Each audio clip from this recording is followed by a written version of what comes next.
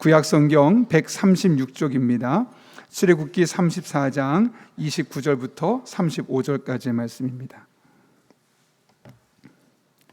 출애굽기 34장 29절부터 35절까지의 말씀. 우리 하나님의 말씀을 다 같이 한 목소리로 출애굽기 34장 29절부터 35절까지입니다. 우리 함께 한 목소리로 봉독하겠습니다. 모세가 그 증거의 둘판을 모세 손에 들고 시내산에서 내려오니 그 산에서 내려올 때 모세는 자기가 여호와와 말하였으므로 말미암아 얼굴 피부에 광채가 나나 깨닫지 못하였더라. 아론과 온 이스라엘 자손이 모세를 볼 때 모세 얼굴 피부에 광채가 남을 보고 그에게 가까이 하기를 두려워하더니 모세가 그들을 부르매 아론과 회중의 모든 어른이 모세에게로 오고 모세가 그들과 말하니 그 후에야 이스라엘 자손이 가까이 오는지라. 모세가 여호와께서 시내산에서 자기에게 이르신 말씀을 다 그들에게 명령하고 모세가 그들에게 말하기를 마치고 수건으로 자기 얼굴을 가렸더라. 그러나 모세가 요 앞에 들어가서 함께 말할 때에는 나오기까지 수건을 벗고 있다가 나와서는 그 명령하신 일을 이스라엘 자손에게 전하며 이스라엘 자손이 모세 얼굴의 광채를 보므로 모세가 여호와께 말하려 들어가기까지 다시 수건으로 자기 얼굴을 가렸더라. 아멘. 예전에 저와 제 아내가 닮았다는 소리를 듣고 당황했던 적이 있습니다. 잘 아시는 것처럼 저와 아내는 얼굴 형태도 다르고 이목구비도 많이 다릅니다. 그런데 어느 날 사람들이 목사님하고 사모님하고 참 닮았어요 라고 이야기를 하시더라고요. 왜 그럴까 생각해 봤습니다. 사람은 가장 자주 만나는 사람을 닮아간다는 말이 있습니다.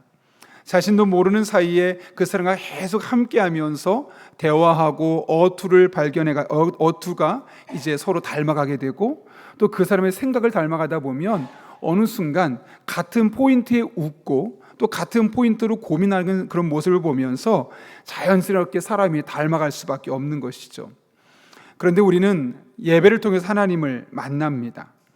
예배 시간에 하나님의 뜻을 깨닫게 되고 또 하나님의 마음을 알게 되고 하나님이 어떤 일을 행하신지를 우리는 알게 됩니다. 그렇다면 우리는 하나님과 예배 시간을 통해서 가까이 할 수 있게 되는 것이죠. 여러분, 그러면 하나님과 가까이 지내는 사람들에게는 어떤 변화들이 일어날까요? 오늘 본문의 말씀은 모세가 시내산에서 40일 동안 하나님의 임재를 강력하게 경험하고 내려오면서 일어났던 일들을 소개하고 있습니다. 모세가 40일 동안 이제 시내산에 있다가 내려온 이후에 어떤 일이 있었는가? 오늘 본문 29절을 보면 이렇게 이야기하죠. 같이 한번 읽겠습니다. 시작. 모세가 그 증거의 둘판을 모세 손에 들고 시내산에서 내려오니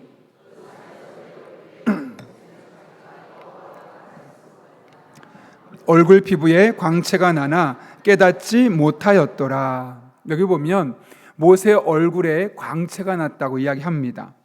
이것은 단순하게 시각적인 효과를 넘어서서 신학적으로 아주 중요한데요. 이 성경을 보십시오. 이 광채의 원인이 무엇 때문이냐고 말하냐면 모세는 자기가 여호와께 말하였으므로 말미암아라고 말합니다. 다시 말하면 모세가 하나님과 함께 친밀한 영적인 교제를 나누었고 이로 인해 그의 얼굴에 광채가 나게 되었다고 이야기합니다. 마찬가지입니다.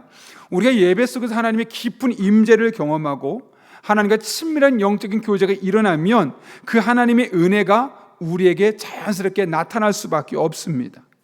그럼 오늘날도 우리 얼굴에 피부가 뭐 광채가 난다는 거냐? 그런 말은 아니죠. 물론 그럴 수도 있겠지만 여기 본문에서 말하는 것은 하나님의 임재가 우리들의 삶에 강력하게 임하게 된다면 누가 보아도 티가 날 만큼 우리들의 삶에 변화가 일어난다는 겁니다. 저 사람의 삶에 놀라운 일이 있었나? 어떤 현상이 있었나? 갑자기 사람이 변했네? 달라졌네? 무슨 일이지? 그런 일들이 일어난다는 것이죠.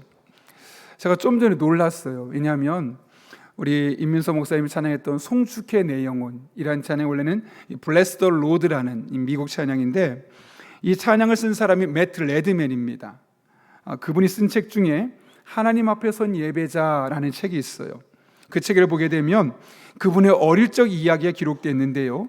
그가 7살 때 아버지께서 갑자기 돌아가셨어요. 어느 날 갑자기 아버지가 사라졌습니다, 집에서. 그리고 나서 집을 두르지 않습니다. 그러고 나서 얼마 뒤에 알게 된 사실은 아버지가 스스로 생을 마감했다는 겁니다. 어린 나이에 그 아버지의 모습을 보면서 큰 충격을 받을 수밖에 없었습니다. 혹시 내가 잘못 태어나서 그런가? 나 때문에 그러신 건가? 막 그런 생각이 그를 괴롭혔던 겁니다. 동일하게 어머니도 괴로웠겠죠. 어머니가 곧 재혼을 했습니다. 어릴 적부터 아빠의 사랑을 제대로 경험할 수 없었던 마크 레드맨은 이제 비로소 나에게도 아버지가, 비록 새아버지지만 아버지가 생기겠구나 하는 기대감이 있었습니다. 그리고 어머니에게 그 집에 새아빠가 오게 되었습니다. 그러나 그의 기대감은 얼마 지나지 않아서 산산조각 나버렸죠. 그 아버지는 모든 것을 엉망으로 만들고 집을 나가버렸습니다. 마음이 복잡했습니다. 여러분, 어린 나이에 이런 일들이 일어나면 어떻게 했습니까? 보통 탈선을 하죠. 가정적으로 탈선하거나 또 신앙을 가졌던 사람은 어떻게 2번씩이나 우리 가정에 이런 일이 일어날 수 있을까? 하나님에 대한 신뢰가 흐려질 수밖에 없고 결국 신앙을 저버리는 일들이 생길 수밖에 없습니다. 하나님이 정말 살아계시다면 어떻게 2번씩이나 우리 어머니에게, 우리 가정에 이런 일들이 일어나도록 방치하실 수 있을까? 그런 마음이 생길 수밖에 없죠. 그러나 그는 그럼에도 불구하고 하나님을 지속적으로 찾았고 어떻게 하면 하나님께 더욱더 가까이 나갈 수 있을까를 늘 골몰했습니다. 신기하게도 분명한 이유는 모르겠는데 그러면 그럴수록 예배 때마다 눈물이 계속 나오는 겁니다. 그러다 어느 순간 깨닫게 되었습니다. 내가 왜 계속 눈물을 흘리는 걸까? 나는 그냥 예배 드리러 왔고 하나님 좋아서 왔는데 왜 자꾸 눈물을 흘리는 걸까?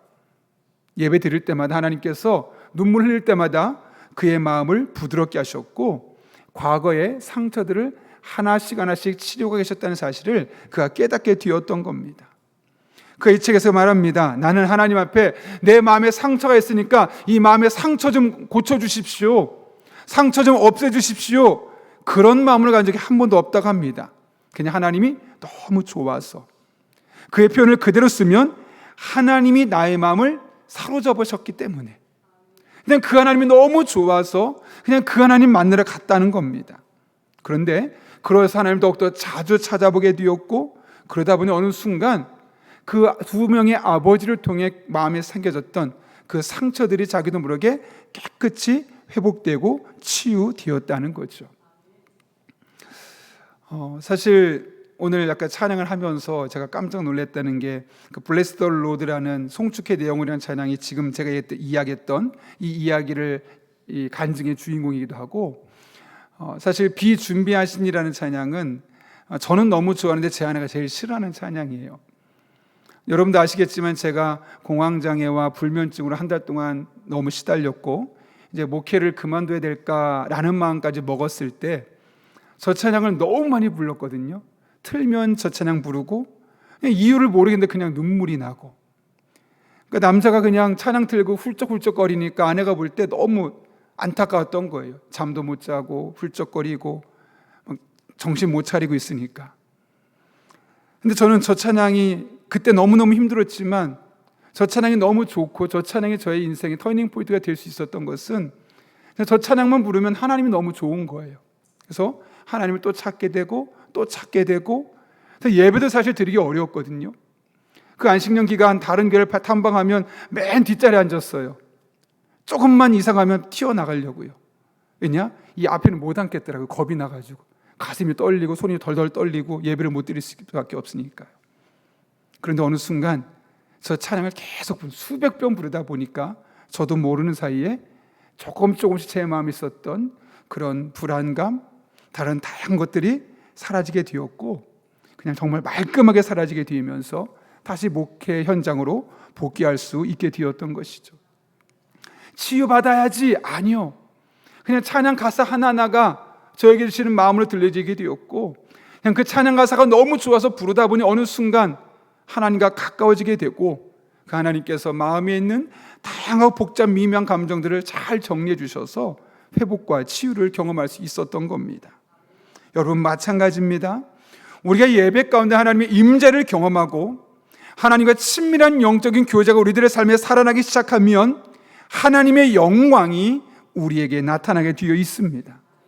상한 마음은 회복될 수밖에 없고 마음에 어떤 상처가 있든 다 떠나갈 수밖에 없으며 하나님 앞에 새로운 미래가 펼쳐지게 되어 있습니다. 이런 은혜가 하나님의 앞에 나아가서 예배하고 하나님의 임재를 경험할 때마다 여러분 한 분 한 분 삶에 경험될 수 있기를 예수님의 이름으로 축복합니다. 산에서 하나님의 임재를 경험하고 내려온 모세는 백성들에게 말씀을 먼저 전하죠. 그리고 나서 수건으로 자기 얼굴을 가렸다고 합니다. 오늘 33절부터 35절까지 말씀인데 같이 한번 읽겠습니다. 시작. 모세가 그들에게 말하기를 마치고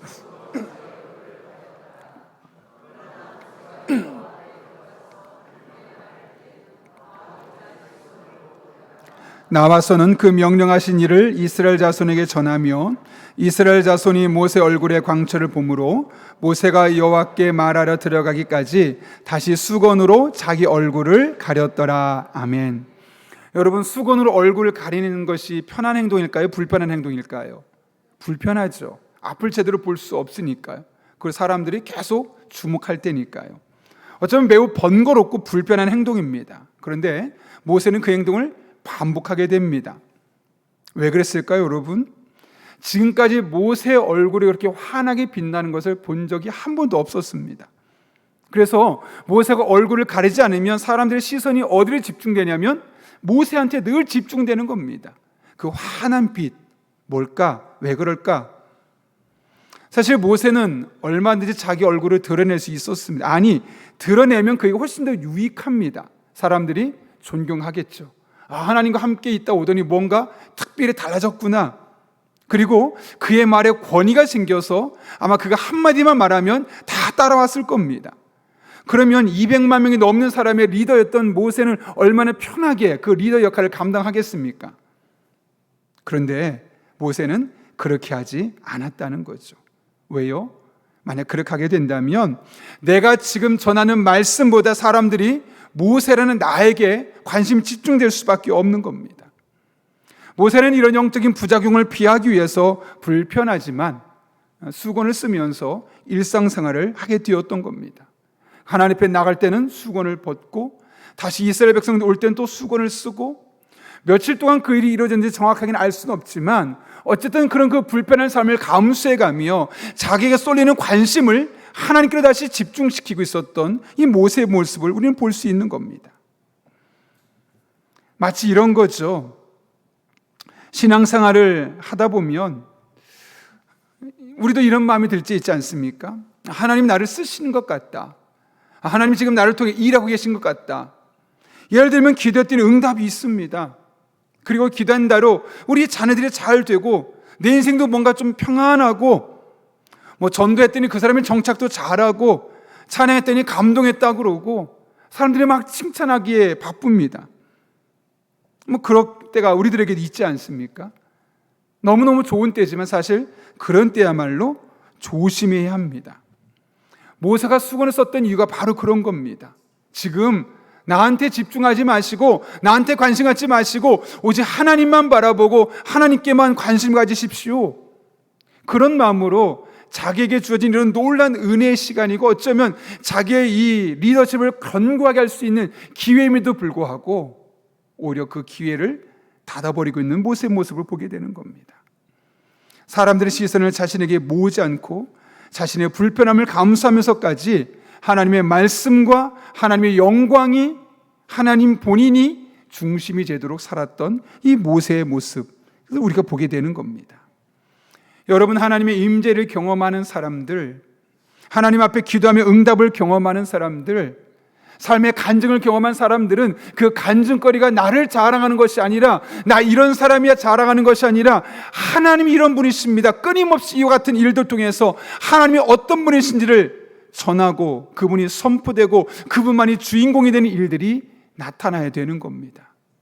그런데 우리도 살다 보면 어느 순간 어깨가 올라가게 되고 막 자랑하고 싶고 이런 일이 일어나고 있다고 하고 싶은 그런 마음들이 생길 수밖에 없죠.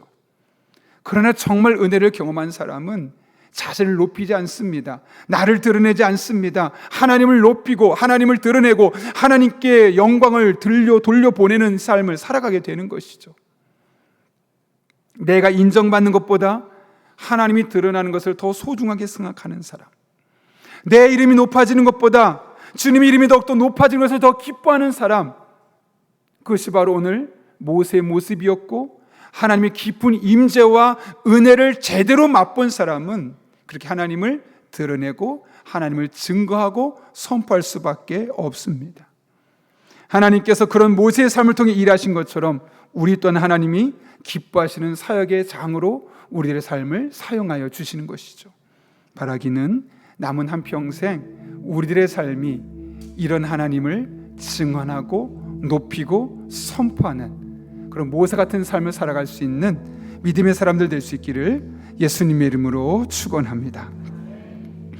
이 시간 그런 믿음의 고백으로 나는 남은 한평생 주님께 속해서 믿음으로 살아가겠습니다. 전심으로 살겠습니다. 함께 찬양하고 계속해서 기도하도록 하겠습니다.